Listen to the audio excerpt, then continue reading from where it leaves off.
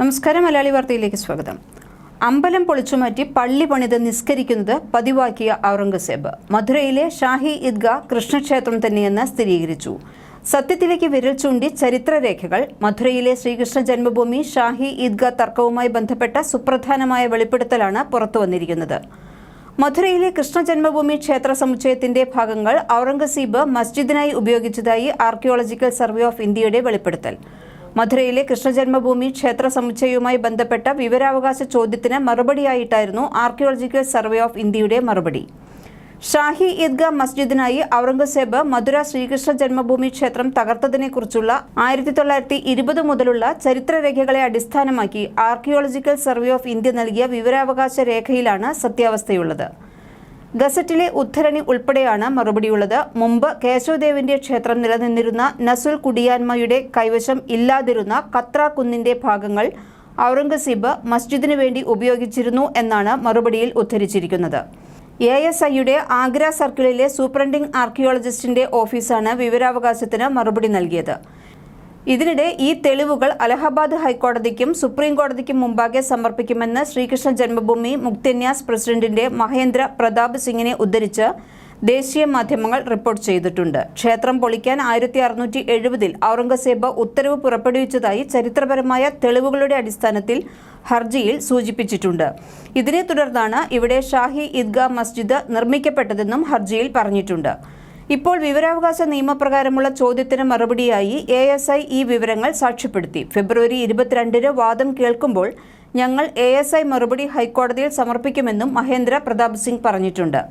മസ്ജിദ് നിർമ്മിക്കുന്നതിന് മുൻപ് ഗ്യാൻവാബി പള്ളിയുടെ സ്ഥാനത്ത് ഒരു ഹിന്ദു ക്ഷേത്രം ഉണ്ടായിരുന്നു എന്ന ആർക്കിയോളജിക്കൽ സർവേ ഓഫ് ഇന്ത്യയുടെ സർവേ റിപ്പോർട്ട് ഈയിടെ പുറത്തുവന്നിരുന്നു.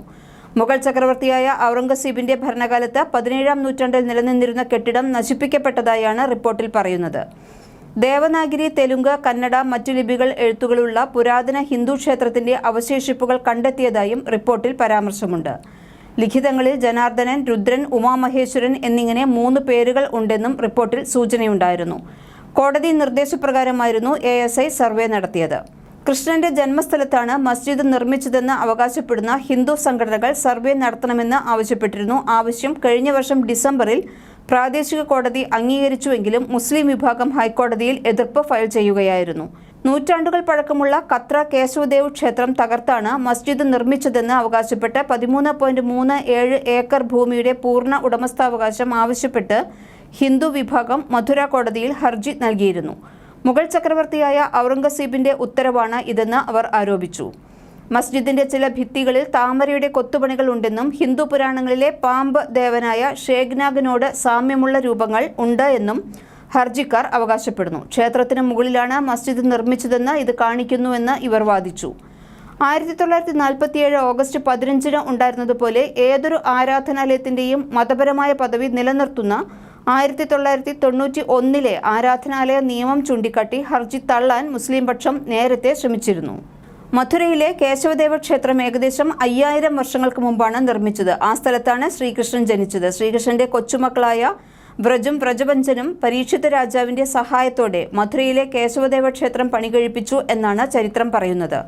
മുഗൾ സ്വേച്ഛാധിപതിയായ ഔറംഗസീബ് മധുരയിലെ കേശവദേവന്റെ ക്ഷേത്രം പൊളിക്കാൻ 1670 ഉത്തരവിടുന്നത്. ഇതിനെ തുടർന്ന് അവിടെ ഷാഹി ഈദ്ഗാ മസ്ജിദ് നിർമ്മിക്കപ്പെട്ടു. ഔറംഗസീബ് തന്നെ ഹിന്ദു ക്ഷേത്രം നശിപ്പിച്ച ശേഷം നിർമ്മിച്ച പള്ളിയിൽ നിസ്കരിച്ചതായും വിശ്വസിക്കപ്പെടുന്നുണ്ട്. ഇതിന് പിന്നാലെ ഗ്യാൻവാബി മസ്ജിദിൽ ഹിന്ദു വിഭാഗത്തിന് ആരാധനയ്ക്ക് അനുമതി നൽകിയിരുന്നു. വാരണാസി ജില്ലാ കോടതിയാണ് അനുമതി നൽകിയത്. 7 ദിവസത്തിനകം ജില്ലാ ഭരണകൂടം ക്രമീകരണം ഒരുക്കണമെന്നും നിർദ്ദേശമുണ്ട്. ഗ്യാൻവാബി പള്ളിയിലെ തെക്കുഭാഗത്തെ നിലവറയിൽ പൂജ നടത്താനാണ് അനുമതി. പള്ളിയുടെ നിലവറയിലേക്ക് ഹിന്ദുക്കൾക്ക് പ്രവേശനം അനുവദിക്കുന്നതിന് ബാരിക്കേഡുകൾ നീക്കം ചെയ്യാനും നിർദ്ദേശം നൽകിയിരുന്നു. ന്യൂസ് ഡെസ്ക് മലയാളി വാർത്ത.